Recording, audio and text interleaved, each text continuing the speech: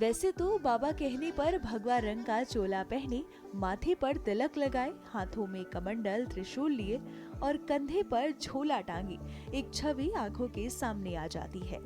लेकिन महाकुंभ में पहुंचे ये बाबा दूसरे बाबाओं से जरा अलग हैं। इनके हाथों में गंगा जल के बजाय ट्राइपॉड है, जिसे पकड़े डिजिटल बाबा चारों ओर घूम रहे हैं और ब्लॉगिंग करते हुए महाकुंभ मेला की झलक अपने फैंस को दिखा रहे हैं। इनके एक हाथ में ट्राइपॉड तो दूसरे में कॉर्डलेस माइक देखा जा सकता है। यही नहीं, भाग भाग कर वो आसपास खड़े लोगों को इकट्ठा करते भी दिखे। वो सनातन संस्कृति को लेकर युवा पीढ़ी से उनकी राय लेते नजर आए। इसके बाद उन्होंने खुद हमसे बात की और अपने इस अंदाज और लक्ष्य के बारे में जानकारी दी। हमारा नाम है स्वामी राम शंकर डिजिटल बाबा। मूलतः हम गोरखपुर के रहने वाले हैं और 2008 में घर परिवार से दूर होकर के गुरुकुल में जा कर के खूब अच्छे से उपनिषद, भगवद गीता, रामायण का 7 वर्षों तक अध्ययन किए, संगीत का अध्ययन किए। 2017 से हिमाचल प्रदेश का एक ज़िला है कांगड़ा, जहाँ पर एक बहुत खूबसूरत सा स्थान है बैजनाथ धाम, वहाँ पर रह कर के अपनी साधना करते हैं। वहाँ हमारी कुटिया है। तो कोशिश होती है कि आध्यात्मिक धरातल पर जो हमको अनुभव प्राप्त हो रहा है, उस अनुभव को उन जगहों पर जाके बांटे जहाँ पर युवा पीढ़ी उपलब्ध मिलती है, हमारी बातों को समझ पाए, सुन पाए और उसे अपना कर अपनी ज़िंदगी को बेहतर जी पाए।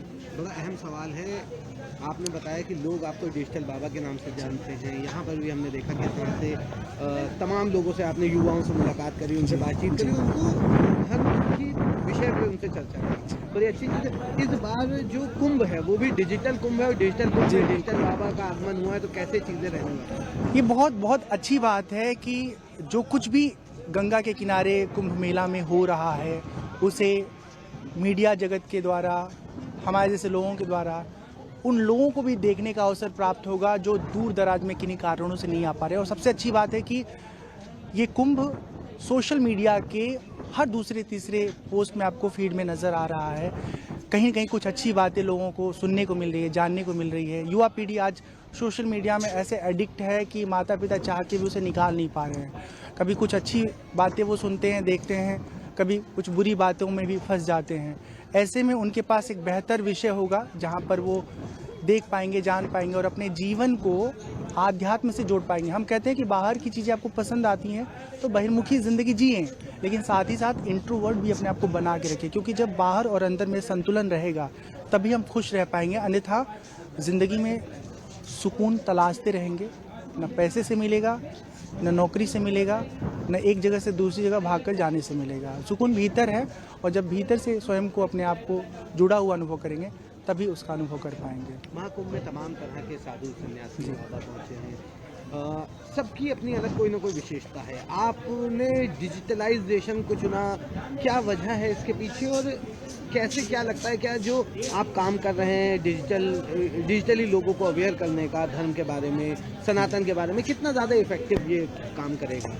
मुझे लगता है कि एक पंडाल में अगर हम जाके बैठ जाएं तो वहाँ पर कुछ गिने चुने अलग अलग आयु वर्ग के लोग हमसे मिलने आ सकते हैं, कौतूहलवश या नाम सुन करके। लेकिन जब हम लोगों के बीच में जाएंगे तो वहाँ बहुत सारे ऐसे लोग मिलेंगे जो हम तक कभी नहीं पहुँच पाते और हम उनसे मिल करके, उनसे रूबरू होके उन तक पहुँच पाते हैं, अपने विषय को उनके सामने रख पाते हैं। और साथ ही साथ एक तरह का ये शोधपरक जीवन है, शोधपरक का कार्य है कि हमारी जो पीढ़ी है वो कितना समझ रखती है धर्म के बारे में, आध्यात्म के बारे में, वो जीवन में भक्ति को कितना महत्व देती है। हम मिलते हैं, बात करते हैं तो मुझे बहुत अच्छा लगता है कि आज की पीढ़ी, आज का युवा वर्ग जितना वो दुनिया के चकाचौंध की ओर आकर्षित है, उतना ही वो धर्म को, आध्यात्म को भी समझने में दिलचस्पी ले रहा है।